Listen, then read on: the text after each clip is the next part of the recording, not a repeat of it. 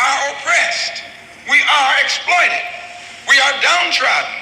We are denied not only...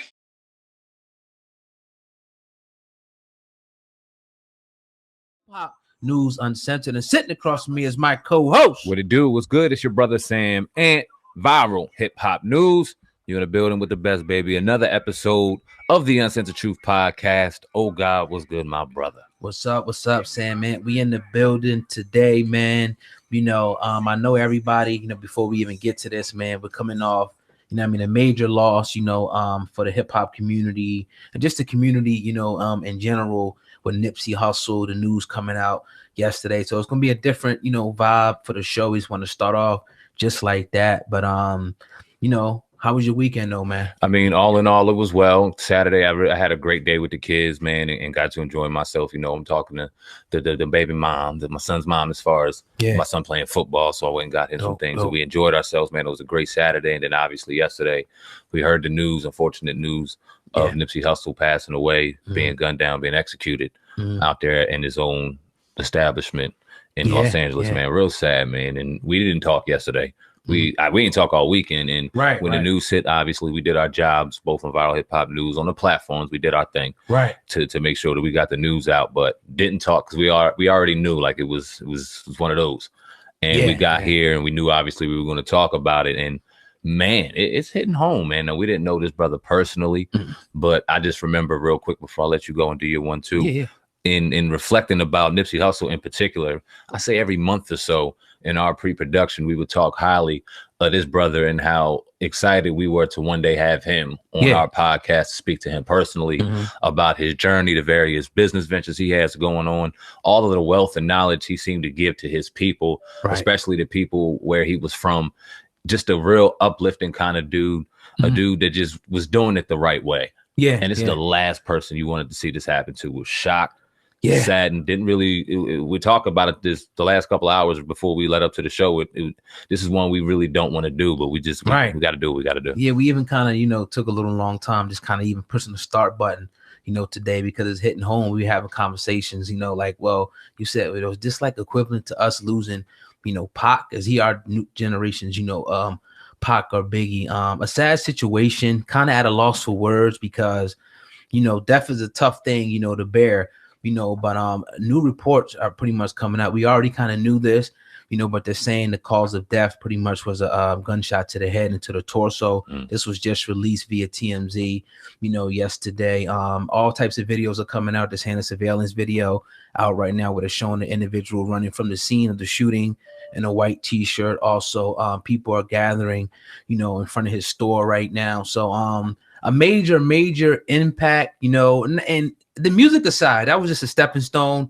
What he was beginning to do for real estate. Forbes just ran a great ad, not an ad. They did a good story, on Nipsey Hussle, how he's pretty much going in his neighborhood and buying back that community, one block, one store at a time, his dispensary business, and just the 360 turnaround. Me and him are the same age, so what he accomplished in that amount of time is truly amazing. You know what I mean? Owning his music, we talked about that, and just really being, you know, a symbol of success and progress for the Black community. I mean, a lot of guys come out of that, you know, environment and they end up in jail, where they influence people, you know, other young men to sell drugs. And, you know, we talk about the whole gang culture and everything. He was putting himself in position to actually try to cease this, you know, the gang violence going on. So it always seems like you get these stories where these guys, you know, they come out of one life and they make the choice, they start having kids, they get married,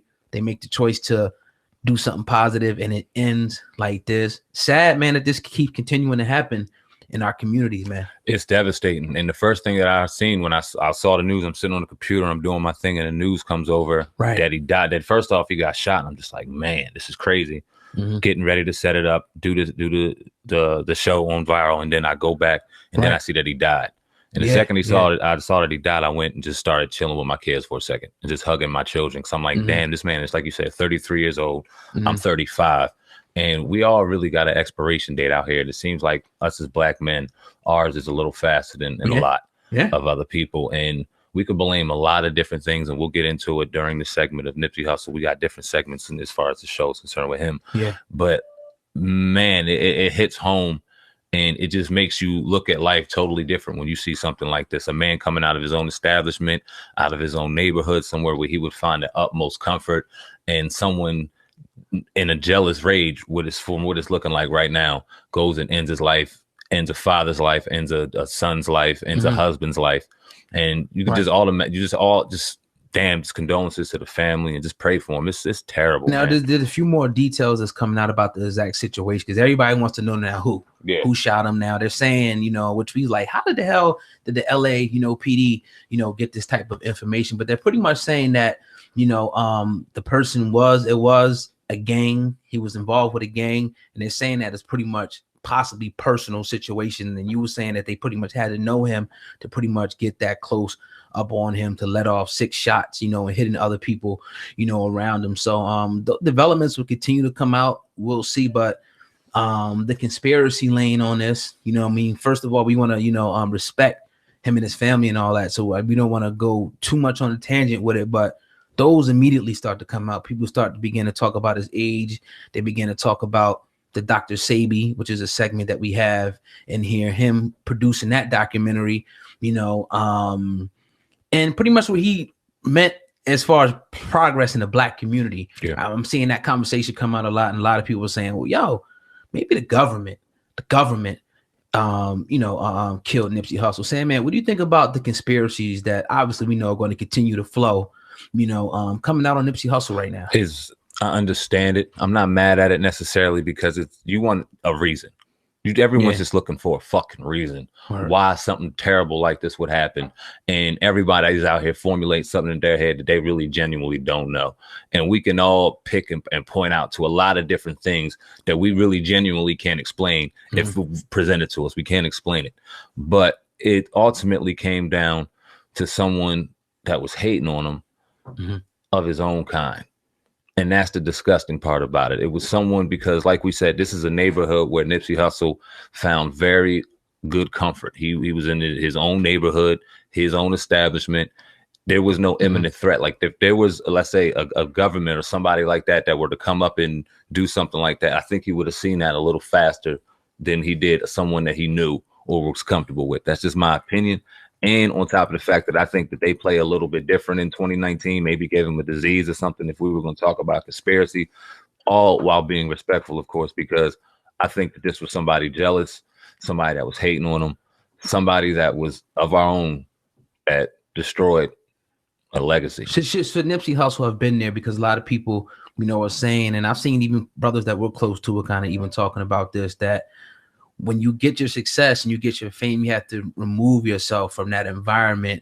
You know what I mean? Because a lot of times we're seeing now that a lot of rappers, entertainers are being killed or robbed right in their hometowns, where they think that it's the safest at. Should Nipsey have been there and been so vulnerable at that time, in your opinion? So, it's a catch-22, man, because why take and grind all your life in a place only to leave it and know that the people that was grinding with you are starving and hurting too? And what I mean by that is because, like, you got jealous people, envious people, and things like that. But one story that I was hearing from Nipsey is one of the people or one of the tenants in that development used to hate his people, hate Black people in there, even doing business. So he used to take the chairs out so that they couldn't sit there. They get their stuff and leave, their stuff and leave.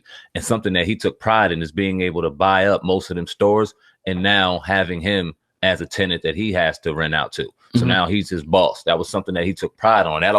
That made me think of you and I, like, okay, that's something that we would do. Yeah, it would be different to go here or go there, but what kind of impact would it make to do it right here in the soil that we walked on? So I kind of understand the perspective, but then I get the fact that you have people that are just going to be hating on you for that fucking reason and that reason only, just because you were successful and they aren't. And they have the one up on you because they know your moves. So it's a catch-22, man. Well, everybody's talking about, the tweet, before I get to the tweet that Nipsey put out, I would just say this, man. I think that it's good, to go back and help, them and all that. That's what he was doing. I say that he was actually, living amongst these type of people, but you do have to kind of get away. You know what I mean? Take your family out of there and put them in a safe, possible, location, because you got, people who are hungry in this area, that are gonna, you got stick up kids, you got people who just shoot you, you got people who will just come take it just because this is the way that the society is set up. You got the have, you got the have-nots, and the have-nots are always looking to hunt down.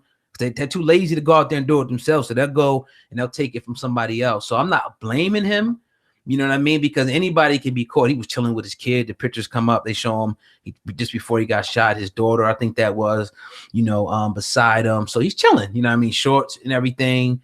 Probably that's the furthest thing from his mind. But I just think with the rash of, you know, Chink Drugs getting killed, you know, Biggie, Pac, now him, and countless other people being killed right in their own, you know, vicinity, their own neighborhoods, that they got to take better precaution 24/7, because you never know. You know what I mean? Obviously, it was his store, so people know that obviously he's going in and out of here. You leave yourself open, you know what I mean, in any situation. And it's hard because you ain't thinking that shit. Like, say if you know you in your hometown, up the street or something, you out there, you get a cut or something, you get some juice out of the store, you ain't thinking niggas gonna come up on you and spray you. But I think that people need to take that precaution at all times now. Need to be like the president, wherever they go, need to have security at this point, and security that's willing to pull out and shoot back at this point. Imagine if you'd had two people there with guns that lit that dude up, and then we would know who he was because he'd be laying on the ground. Yeah, I mean, it could be a crazy situation. I mean, man, who knows? We can all jump to conclusions and make speculations, and that's a great what's the word I'm looking for? A great analysis from the perspective that you give, and I agree with you on that. It's just a shame that somebody had to, like I said, lose their father, lose their son, lose their husband, and for no reason, no apparent reason. And I don't like the fact that they jumped to gang. Now I know that this dude may have been gang affiliated, and the gentleman or the piece of shit that shot him may have quote unquote been gang affiliated. But let's keep this perspective in mind. Nipsey Hussle was way more than a quote unquote gangster. Let's stop throwing him in this realm that this was supposed to happen, or this was the life that you live when you live this life, because that's the narrative that's going to be steered in the mainstream media once they get a hold of this. And let's have some proper perspective when it comes to that. Yeah, Nipsey Hussle did what he had to do when he was young in the environment that he had to live in. Nobody's justifying it. Nobody's saying this. It's the life he had to live. He grew out of it, and look where he came out of it. Let's look at the man now, and let's not look at where he was, because a lot of people, once we point fingers, can have a lot of skeletons in their closet. We could be critical of all of them. Look at what our president is. So let's not do that. But we got to understand that, yes, this was a hater who may have had a color on, whether it been one or another. But let's stop throwing that gang stigma out there, because even though it's just bad, it looks bad, man. Yeah, definitely, man. I'm seeing a lot of things come up, you know, on my screen, you know, as we speak about the Nipsey. Things are coming out, you know, pretty much every hour, you know, at this point, probably every minute right now. So, you know, stay tuned for that. But yeah, man, it's a sad situation. You know, everybody's talking about, you know, the tweet that he put out, you know, and I'll pull it up right here. It says, having strong enemies is a blessing. And obviously, I mean, he put that in the circumstance, and now the tweet now gets, and that's, you know, in scrutiny right now. Do you think that Nipsey, now that they're saying that, you know, the dispute was personal in nature, did he have an issue maybe with somebody, and somebody was looking to get payback or revenge? Do you think that could be possibly the case here? It could. I mean, nobody knows. It could very well be. Like I said, no one knows. You have to keep all hypotheses out there right now open for speculation, because until we get further evidence, and we should be getting all the evidence, because LA is loaded with cameras, and there's a camera on every block. There's a camera in that development. So I'm sure the LAPD has all of it laid out right now. Well, I'm going to actually talk about this development right here. It says, this is by way of the source.com, says the LAPD reportedly have a suspect in the Nipsey Hussle murder. Now says the New York Daily News reveals they have spoken with a source close to the LAPD homicide detectives, who stated they have a suspect in the shooting, and the person is someone who Nipsey knew. They say the motive is stated to be a deal gone wrong between the two, but unfortunately may be classified as gang related due to the affiliation of Nipsey Hussle. Now the report also details the murder does not seem to be an act of a rival gang, and we know Nipsey was scheduled to actually meet with the LAPD, I think, commissioner, you know, to talk about how they can kind of cease gang violence. You know what I mean? So obviously he wasn't banging like that no more. We know he kind of moved on from that, and, you know, was kind of trying to get back to the positive aspects of what the gangs originally started for. But yeah, so what do you think about this report coming out by way of the source HEARTBREAK.com. Apparently they have a suspect close to catching. Well, that makes sense, and they should, and that's a good sign, because like I was saying, they got cameras everywhere, and they should have been able to get. Apparently, he shot 3 men. He shot Nipsey Hussle 6 times, then fled on foot, jumped in a car, dipped off, and apparently it was a girl driving. All of that shit's on camera, even for where the car was going, driving, every stoplight, all that. They all got it. Facts. Got cameras, so you've seen it. We knew this should happen quickly, and if it didn't happen quickly, there was more to this story that. Now we got to dive into some conspiracy. But nonetheless, we knew that within the next 24 to 48 hours, they were going to have whoever did this, the suspect at hand. Right. The fact that he knew him does not surprise me at all, because like I said, Nipsey Hussle was in a very comfortable situation. He was in a comfortable space where if a threat was imminent, he would have been able to see it 10 miles away. Whoever would have been able to see it 10 miles away. You see people giving narrative and testimony to Nipsey Hussle and what he's done for the people out there to clean up the drugs, to clean up the robberies, to clean up the violence because of various jobs and establishments, businesses that he's opening up and providing for the economy out there and giving people a second chance. So he's respected. So no one's going to be able to run up on him and do that unless he was somebody that he knew. Right. And jealous, disgust. Now, when you say a business deal going wrong, you got to also keep in mind, although they may keep it gang affiliated, and that's very disgusting. If he does go back to his neighborhood, they're very well going to be people that still do the same thing he did. So yeah, okay. Well, is it too far fetched to think that somebody else might have had the same colors as him, but not have done the same thing? But you can easily throw them in this box because they done it when they were children. Like, we got to get off of that. They throwing gang around. I mean, the thing is, you know, they do, but you see, the thing is like, yo, we got the self-hate, man, in the black community, man, is at an all-time high. For people to be killing each other like this, man, just to get back to that, like, even if it was. Like, does he got to go kill somebody? No. You know what I mean? Obviously, you know, there's other, you know, ways to go about it. So there's a lot of things that need to be addressed in this situation. Obviously, it's just, you know, I'm sure somebody got killed in LA. More people got killed in LA. People got killed here, there, and everywhere. But we were talking about this right now. But to me, it's something that's going to continue, you know, to happen until conditions, you know, change. You know, it just is what it is with that thing. What man. Conditions do we see change? Because like you were saying in the pre-production, it's cool to say the rest in peace and we got to stop the violence and stuff. But when are the cliches going to stop and some action are going to happen? And well, Nipsey was a guy who was starting, you know what I mean? That, and it's unfortunate that he became a victim in that. He was a guy who, you know, came from these, you know, type of extremities, you know what I mean, in the ghettos and whatnot, drug dealing, robbing, you know, joined up with a gang and whatnot, probably put in work and all that. Turned his life around and said, look, man, not only am I gonna, you know, do this thing in music, but I'm gonna turn around and do it in the marijuana business. I'm gonna turn around and do it in real estate. I'm gonna become an all-around mogul at what I do. And not when me doing that is just gonna, you know, inspire more brothers to do that. Just the way he can inspire them negatively with his rag, talking all that gang shit. He turned it around to influence them positively. And that's what it's going to take. You know what I mean? People like me and you seeing Nipsey and trying to do that where we're at, and more brothers and sisters, you know what I mean, doing that, because it's easy to follow the negative stuff.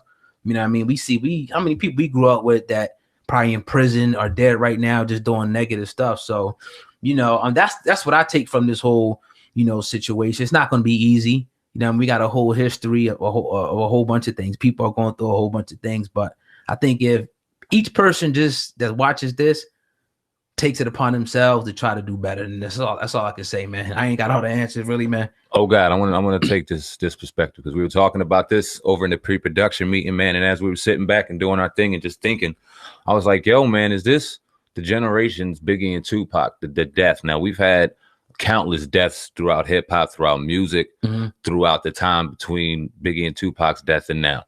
And I don't think there's been more of an impact than Nipsey Hussle right now. And when you look at his resume, first off, in rap, let's just put it there, though, the minuscule piece that is to his amazing puzzle, that piece, he owned it. Yeah. Which is not something that Biggie could say, Tupac, or a lot of other artists. They can't say they owned it. He owned 100% of his masters. Very, very high standards when you can do that. On top of the numerous businesses that he owned, the entrepreneurship that he was into, and the things that he was doing for his community at 33 years old. Is this death right here equivalent, if not more impactful, than the legendary Biggie and Tupac was in 96 and 7, if I'm not mistaken? I would say that it's comparable, you know what I'm saying? And in a lot of different, ways. Like I was saying in the pre-production, obviously he's older than Tupac, but he did, if you looked at what he accomplished, you talk about the owning his music, him making the 360 now, for the gangs. All you gotta do is go listen to his old music and listen to his newest project, and you can see, well, yo, this dude is on some totally, positive, wave right now, but still kind of keeping, he will be able to go and get those guys, those gangbangs. They'll still listen to it, but they'll hear the message like, oh shit, Nipsey's really kicking, some positive, flow. So yeah, I think that, a lot of people can take this definitely, as an inspiration. Nipsey, I would say, yeah, I don't have a problem with anybody comparing him to Tupac at all. I just don't. I think that if you look at his resume, not only in rap, but outside of rap, when you talk about the businesses, I'm looking right here at Forbes.com's article where they're talking about, what he did on Slauson and starting to buy up, properties right there. Like, you got it, Forbes, like for Forbes to do a piece on you, you're doing some big things. This dude is 33. You know what I mean? Look, we ain't do what he did yet. So, I mean, the dude is special. The dude is special. I don't have a problem with anybody doing it. Like I said, I think that you can, in my opinion, you can put him up there, with Tupac, yeah, I don't have a problem with it. Yeah, man. It was an interview, not an interview, but a joint that Gilly threw out. I think Nipsey Hussle was 22, and even in his Wild Rider days, you can hear the wisdom. Yeah, I mean, yeah, you can hear the wisdom in Nipsey's voice, and you can hear just the wealth of knowledge that he had, and it was almost comparable then, even though people may not have saw the vision and saw the blueprint. And now when you start to see his maceration and see where he's came from there, the father, the mogul, the man that he became, it's like, man, yeah, applaud. You came full circle, brother. Salute to you. It's a shame that this had to happen to such an exceptional dude like this. And I think that the comparison will always be there between him, Pac, Big, and everybody. But that's what I was going to say. I think that Nipsey, in respect to him, has created his own lane to where he's Nipsey. And he's Nipsey. And it almost, and it's a shame that we often do this because in death, we don't get to really appreciate what this man did in life. And then get to highlight these things. And I think that's one of the things that we were very excited to talk about to him personally throughout our growth. Somebody that we always talked about was like, oh, yeah, man, we can't wait to get Nipsey on here. He's a real dude. When he went through his drama with the other dude and he was talking and we were just like, man, he's a real one. And real recognizes real. And that would be a real deep conversation if that happened because of the moguls, because entrepreneurship, your journey, it would be deep. So I think he's in his lane all of his own, man. And it's a shame that we had to realize this in death. But when you listen, like you said, to his graduation, evolution in music, when you look at his evolution in a man, he's in a lane of his own, man. Yeah, this is down to the point where I'm mad, man. I'm just mad at this. Like, why? Like, who does this? Like, who takes somebody out like this, man? That's the most cowardice shit, you know what I mean, anybody can do, man. To kill a dude like this. I don't know, man. And you kill good people. Well, I mean, not to say that killing anybody is justified, but you take out somebody that's doing so much for nothing, just for fucking nothing. It doesn't matter what it was for. It's for nothing, right? Because you stole a child's time with their father. You stole a child's time with their legacy. You stole a man that was far beyond his journey, and you don't often see a lot of people in that culture see to get to 33. And I know that I'm sure that was a blessing even to him to fill 33. Yeah. Because I'm sure he didn't even want to get there. I want to read something that Pusha T said real quick. No doubt. Because this shit hit home too when he said it on Twitter. We have done Nipsey Hussle wrong. He was sharing his purest self, his vision and traits for his heritage with all of us, empowerment and a sense of community, something that many of us don't have. White supremacy at its finest could not have done something this terrible. It's a harsh reality, man, but it's a terrible, it's real though, man. We got to do better. And I'm not about to turn this into a black on black bash or anything like that. But in 2019, where you see where we're at as a people, and you see, although it looks like it's a lot of disgusting and negative things going on, like no other, are we in a transition to really turn this shit around and change the paradigm, and change that pendulum and really move it? We got to stop doing shit like this. Yeah, because we can blame, we can go back and we can blame everything. You can go back to white supremacy. You could blame for the conditions and all that. But until we start making better decisions, you know what I mean? We don't know who that person was right now. We don't know if he was white, if he was black. Most likely he's probably black. You know what I'm saying? But we don't know that right now. But it's just like, you know what I'm saying? It's a crazy situation, you know what I'm saying? Because when people start to do that though, and they talk about the black on black thing, we know it's a problem, but it's a rather recent phenomenon. Not to go too deep, you know, into that, you know what I mean? Because when you look at a lot of the world wars, you had a lot of whites killing whites as well. So I want to just put that out there for the people who try to pay the blame game. The bottom line is though, we have to stop doing that to each other. We have to pull ourselves up. And Nipsey was a guy that was actually doing that. It wasn't a whole lot of the stupid little rhetoric. He was just doing it through action. And that's what we really need to do. You know what I mean? I don't want to get into that, you know what I mean, either. You know what I'm saying? Word. Definitely. I want to get into this real quick. And Yes, that's sir. Nick Cannon. Nick Cannon obviously was on social media saluting Nipsey Hussle, as a lot of people were out here on social media. But he had this to say in regards to the Dr. Sebi documentary that a lot of people were jumping and talking about. And it's crazy because we talked about this a month ago. Yeah, a month or so ago about definitely. the documentary and things like that. And we may not have got too conspiracy theory there. I don't remember even the conversation in this context, but we talked about it. I'm sure we got into it in great detail. The numbers went insane yesterday. So it must have picked up and people were just jumping on this Dr. Sebi conversation. And obviously it jumped to social media. And Nick Cannon said, where you left off, we going to carry on. It's a marathon, so I'm picking up the baton because they can't kill us all. Spiritual warfare is real and in full effect. And now your spirit is protecting your community internally. Your words, your steps, your walk always was and always will be solid now. Your message is my message. Your work is my work.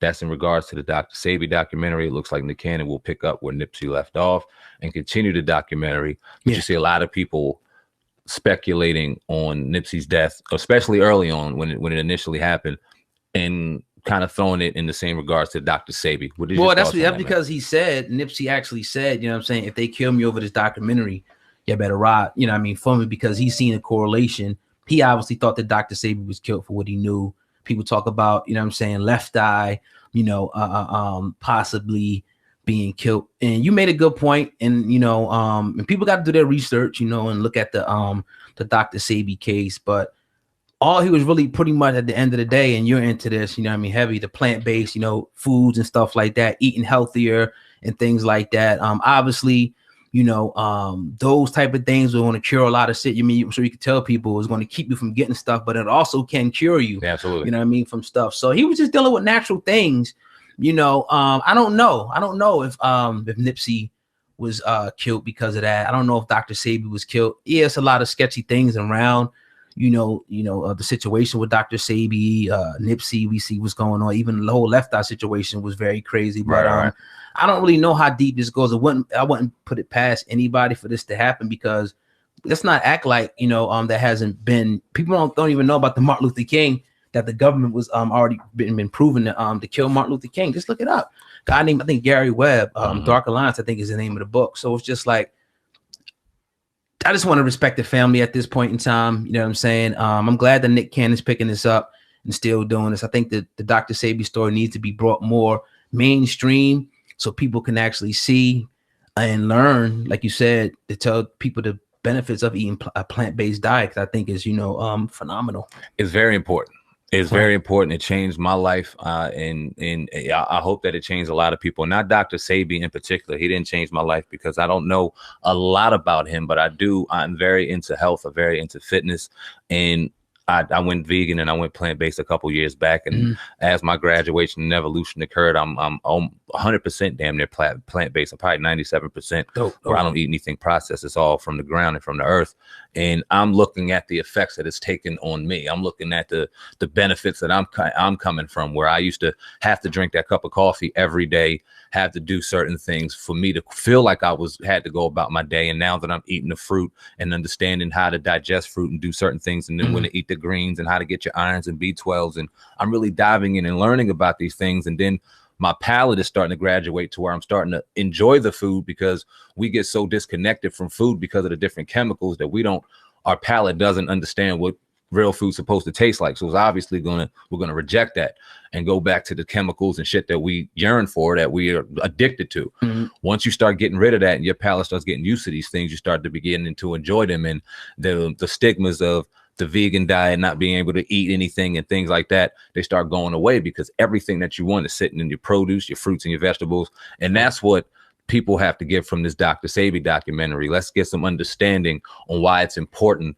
for certain things to be in your body, because we don't understand the amazing machine that we have under us called our body that's free circulates every so month, year, 2 years. And we can really turn things around in ourselves if we become disciplined. But a lot of people don't want to be disciplined, and they want to jump to speculation. And we know how we are. I love us, but we fucking are easy to call somebody a scammer or this or that without doing proper research and doing proper work into it.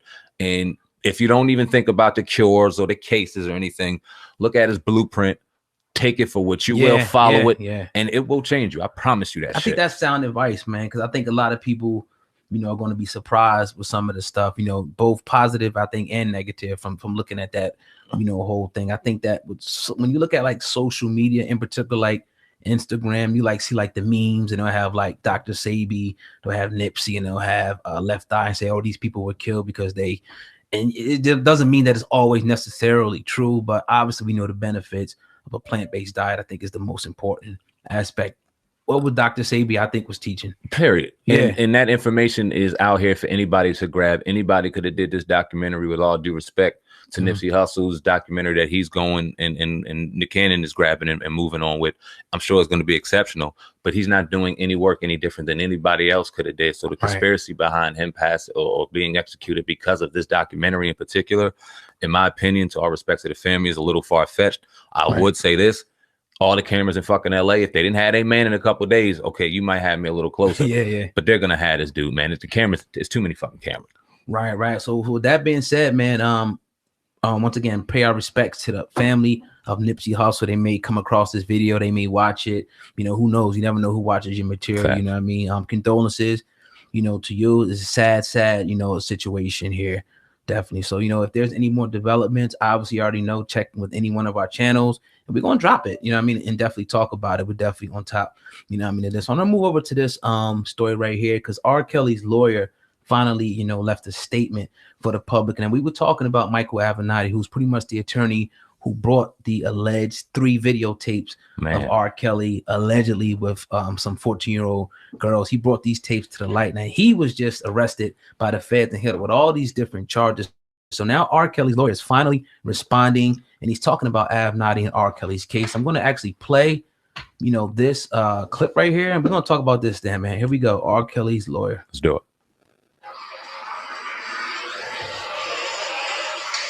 We know in 2 of the cases he represents people. We know that he was representing people before the grand jury. We know that he's not a licensed lawyer in Illinois, so that's the unauthorized practice of law. We know what he says about what he does. We know how he operates. And we know that what happened in this case was a result of his pressure and nothing else. They just don't do this. They don't bring back cases that were rejected 15 years ago. They don't indict cases without talking to witnesses and doing a thorough investigation. And that's what happened in this case. A rush to judgment, a rush to prosecute because of pressure, all polluted by Michael Avenatti. The DNA that I've seen thus far is not new DNA tests. It's the same DNA information they had when they rejected these charges years ago.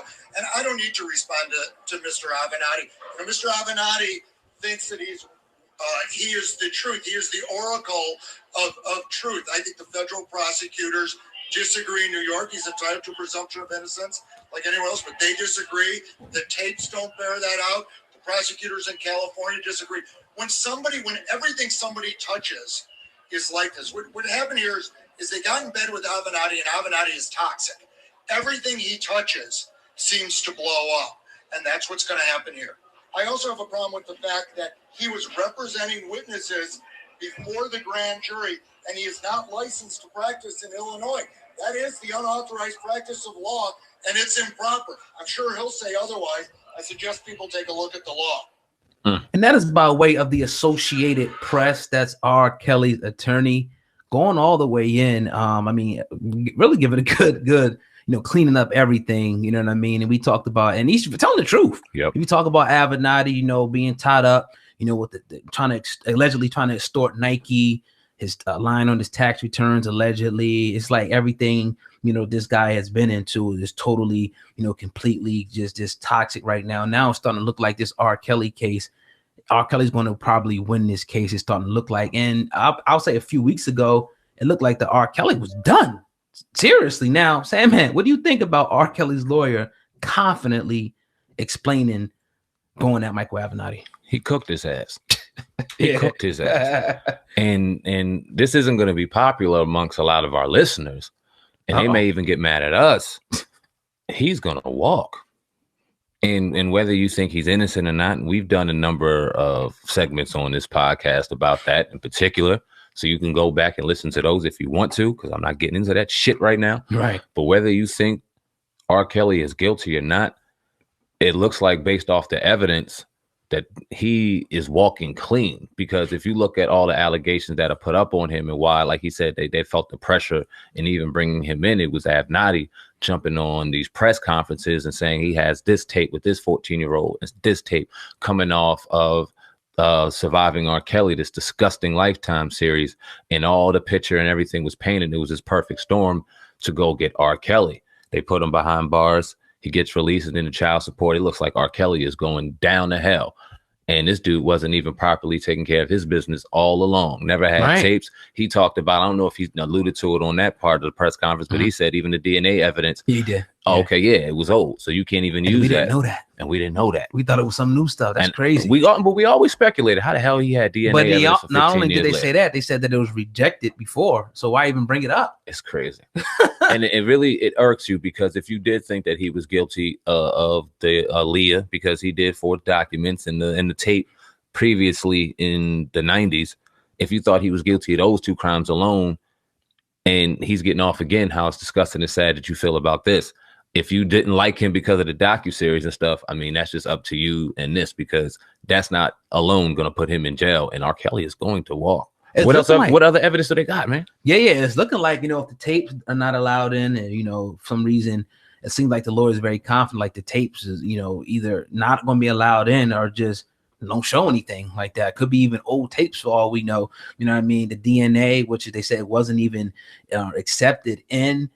He's going to be, walking free out of this case. And I don't want to get into no conspiracy stuff, but this is crazy. Now, here's what I asked you, though, Sandman, before I go on, because about maybe a month and a half ago, we was talking about R. Kelly probably going to jail for sure. Yeah. You know what I mean? Like 100% guaranteed. Do you think that R. Kelly should go to jail, even though that they proverbially fucked up the case at this point? This is what I'll say. I'm not a judge. Anybody should and should not go to jail. I think that he's a guilty man for putting that forgery on Aaliyah and doing that underage marriage. I saw the tape and I believe it's him. On the first tape, when I was a child, I saw it and I was like, oh shit, this is R. Kelly. So I think that he is a victim. I think that he is a predator. I think that he is just all around someone that's sick and needs help for a terrible addiction that he has. But I can't judge whether or not he should be sitting behind bars or not. Should he be in jail? Right. He should never be able to go around young girls, ever. And the only reason why I can justifiably say he doesn't deserve to sit behind bars, even though I think anyone that messes with children, any kind of pedophilia whatsoever, deserves to sit under the jail. You got a special place in hell for you. We don't know. Yeah. We don't know. Even the Aaliyah shit to a certain degree, even though we don't know. So facts. I mean, but what do you think? I mean, that sums it up. I don't know. I haven't seen the tape.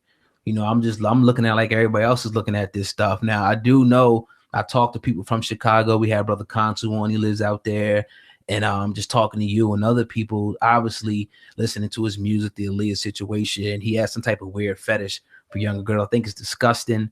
You know what I mean? That's just to say the least. But I'm not in the law enforcement arena. I don't judge whether people, go to jail or not. I think he needs, some serious help, whatever that extent is. I don't know. But, I do feel like if I was a betting man, which I don't, I feel like that R. Kelly is definitely going to win this case. When you look at the Michael Avenatti and what he's looking at right now, he's probably going to the feds. You know what I mean? And if that's the case, he was like the smoking gun. He was the guy that was, deemed the one that had all the information that was going to tear R. Kelly down. He even called himself that. For him to be totally out of there, him to be brought up on extortion charges, lying on his tax return. We ain't talking about no little money. We're talking about $20-25 million, you know, that he's, you know, being accused of. And we all know, we can talk about him winning and all that, but he has the presumption of innocence. We all know about the feds when they come with a case. What is it, like 96-97%? You know what I mean? So, you know, that's a wrap for him.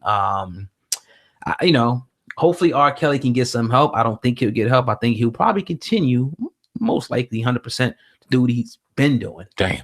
Yeah, I mean, what's going to stop him? I mean, I hear you. It's probably going to give him even more confidence. That's sick to say. So people right now understand to watch your daughters, watch your children, watch your family around this motherfucker. Don't think anything, because now we got to police our children the right way. If they're just going to allow, in your eyes or whoever's eyes that deems him guilty, predators to walk around and linger around our babies, do your proper job at policing him. Oh, God. Yeah. Illinois' judicial system, and I got to say that slow because I fuck that word up a lot. Do they get a black eye if R. Kelly does walk? Because like I did say, they felt like, and a lot of people felt like R. Kelly skated free the first time and they made a mistake. And if this happens again, this would be the second time. And we're coming right off of your boy, Justice Smollett, Jesse, according to Chris Rock. Damn. Fuck the you. We got calling me. He don't deserve the you no more. Getting off scot-free. Being not acquitted, because people were telling me in my chat. Not acquitted. What did he get? He got they dropped all the charges. Yeah. They dismissed the shit. So Illinois is looking real bad right now. Yeah. What do you think? Does this give them an ultimate black eye if he walks free? Yeah, again. Does this put the pressure on? The prosecutor even said that she feels the pressure from Smollett, the prosecutor in the R. Kelly case. I mean, but you got to have the, you know, the sufficient evidence to bring people down.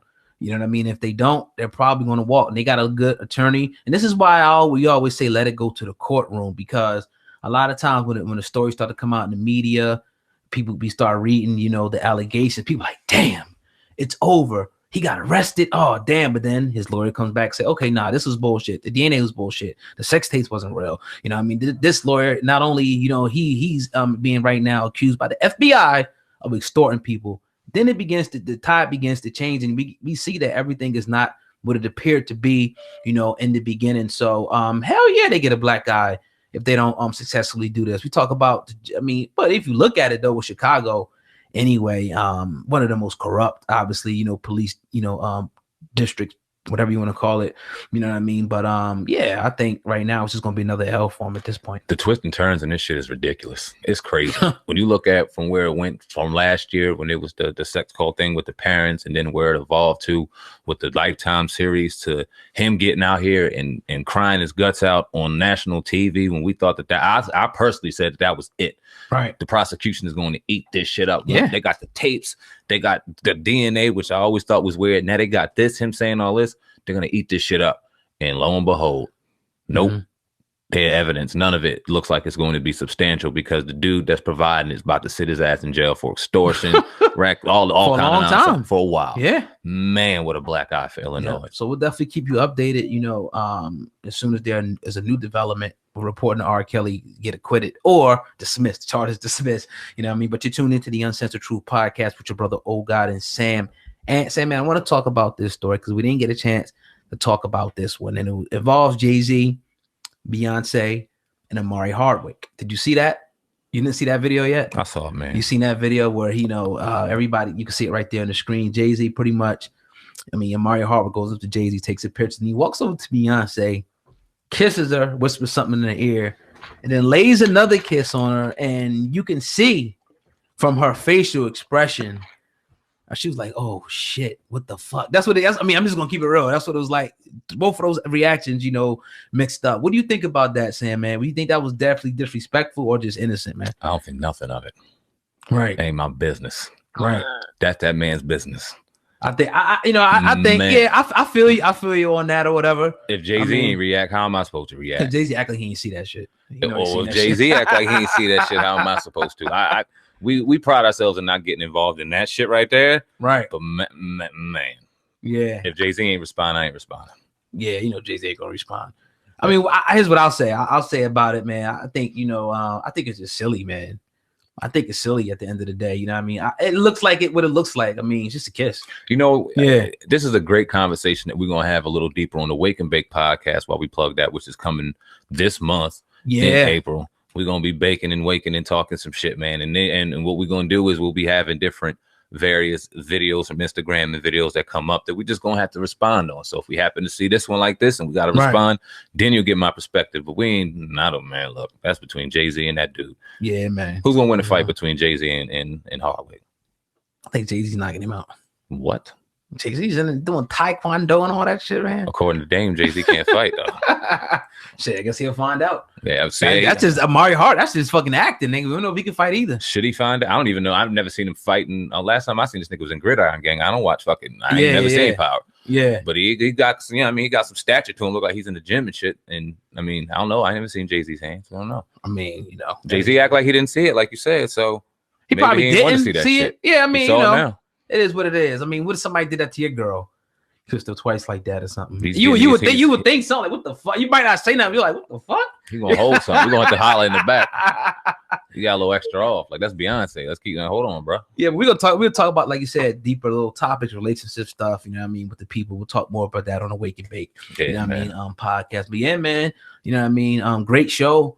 You know, today everybody want to say peace. We appreciate everybody listening on Spotify, iTunes, Google Play. Obviously, you already know the team that rocks out with us on YouTube. We appreciate you sticking through the whole podcast, man. And that's pretty much all I got over here. Man. Yeah, man. We love to do what we do. Like you said, this wasn't an easy day. Rest in peace to Nipsey Hussle. Condolences to his family once again on this tough day. But to get in here and be able to work with you, brother, man, it does definitely take your mind off the nonsense, man. So my closing response in here, man, is find what you love, do what you love, and let the money come behind that. Because when you're doing what you love, it never gets tired. It never gets old.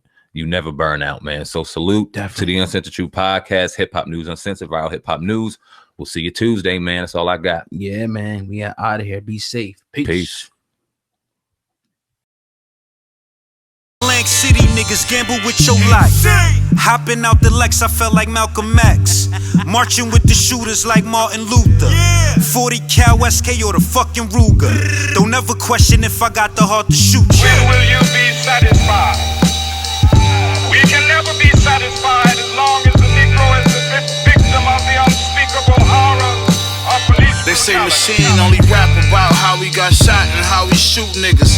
That's because I got shot and I shoot niggas. You rather I rap about some shit I don't do, nigga, so I can be like one of these new niggas. In this rap shit, I only respect a few niggas. Everybody else is middle finger to you, nigga. These niggas, Piece of Chef and Ghost and all my woo niggas. Shooter came through the shortcut and hit 2 niggas.